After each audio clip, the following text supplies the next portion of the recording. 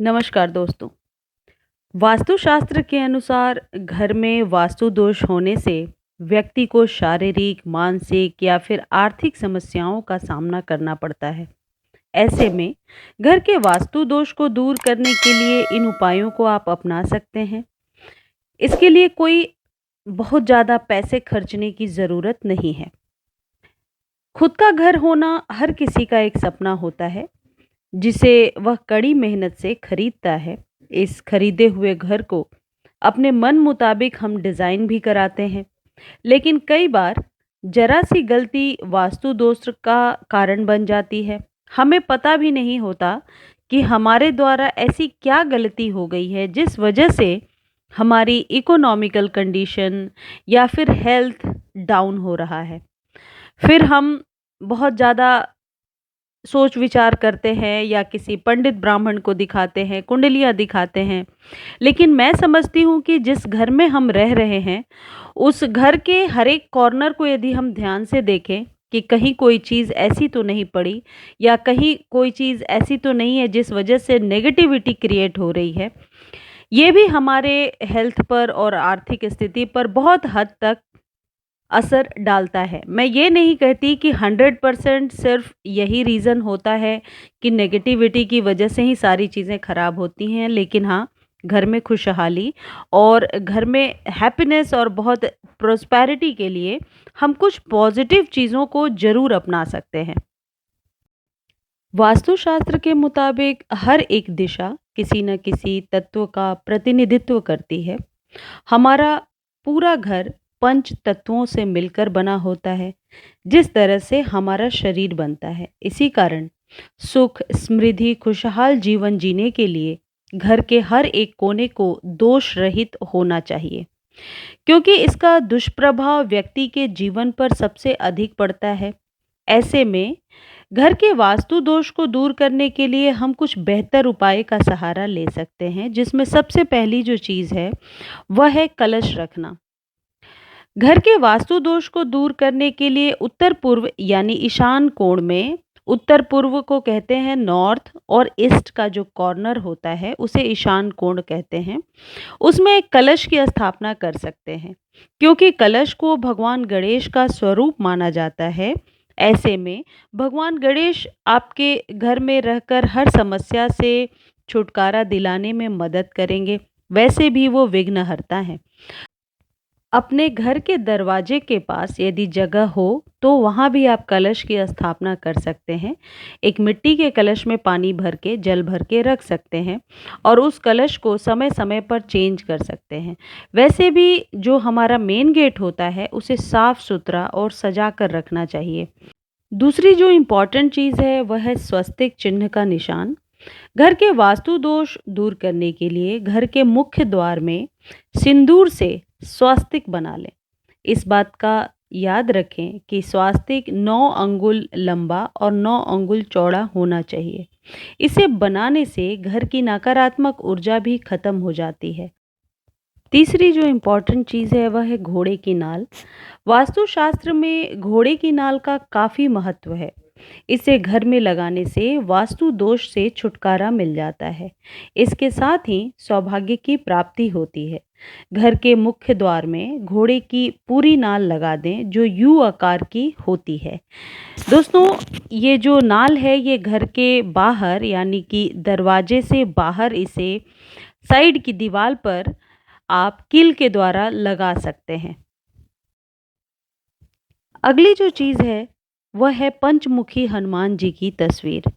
अगर आपका प्रवेश द्वार दक्षिण दिशा की ओर है तो घर के द्वार पर आप पंचमुखी हनुमान जी की तस्वीर जरूर रख लें।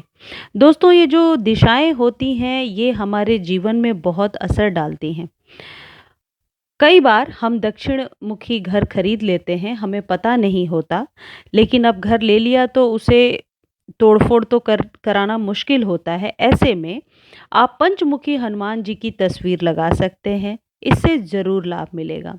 इसके अलावा प्रवेश द्वार पर पंच धातु से बना हुआ पिरामिड लगा सकते हैं, इससे भी शुभ फलों की प्राप्ति होती है। अगली जो चीज़ है वह है बल्ब। अगर आपका किचन आग्नेय कोण यानी पूर्व दक्षिण ईस्ट साउथ में नहीं है, तो ये वास्तु दोष का कारण बन सकता है। ऐसे में वास्तु दोष को दूर करने के लिए आग्नेय कोण में एक छोटा बल्ब लगा लें और रोजाना उसे जलाएं। इससे काफ़ी हद तक किचन का वास्तु कम हो जाएगा। दोस्तों, ये जो वास्तुशास्त्र है, ये बहुत ही पुरानी पढ़ाई है।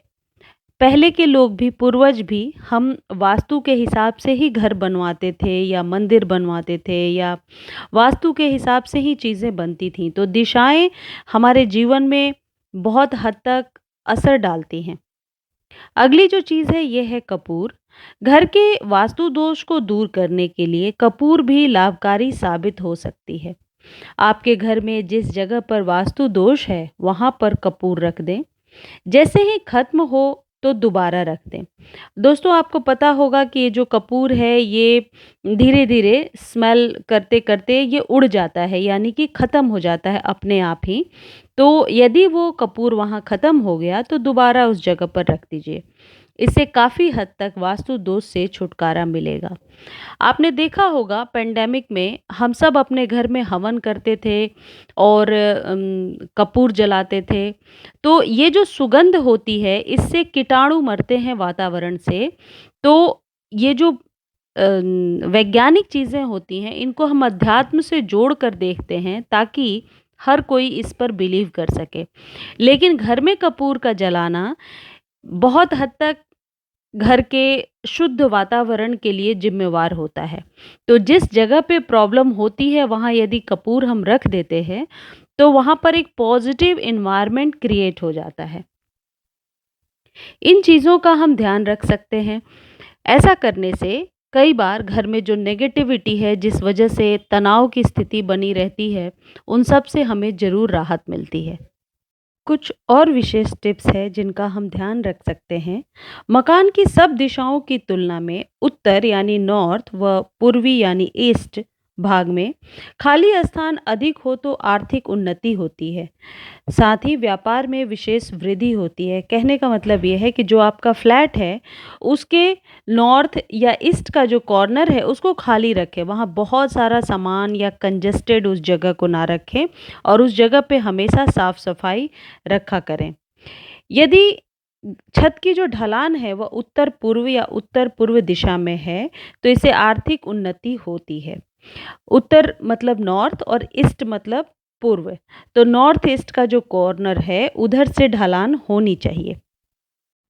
दोस्तों, कई बार हम ऐसे घर का चुनाव कर लेते हैं जहां सूर्य की किरणें भी नहीं आती, क्रॉस वेंटिलेशन भी नहीं होता। ऐसे घर में मैंने अपने अनुभव में देखा है कि बीमारियां जल्दी पनपती हैं और हमेशा तनाव की स्थिति बनी रहती है। सूर्य की किरणों तथा शुद्ध वायु से वंचित जो मकान होते हैं वो कभी भी वास्तु के हिसाब से अच्छे नहीं होते हैं। हमेशा ऐसे घर का चुनाव करें जहां मॉर्निंग सन जरूर आपके घर पर आता हो, चाहे बालकनी में ही, बालकनी छोटी हो, लेकिन क्रॉस वेंटिलेशन जरूर होता हो। इस बात का आप ज़रूर ध्यान रखें।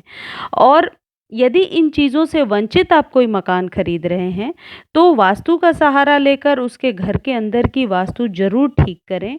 अदरवाइज इकोनॉमिकल कंडीशन और नेगेटिविटी घर में हमेशा बनी रहती है। धन्यवाद दोस्तों।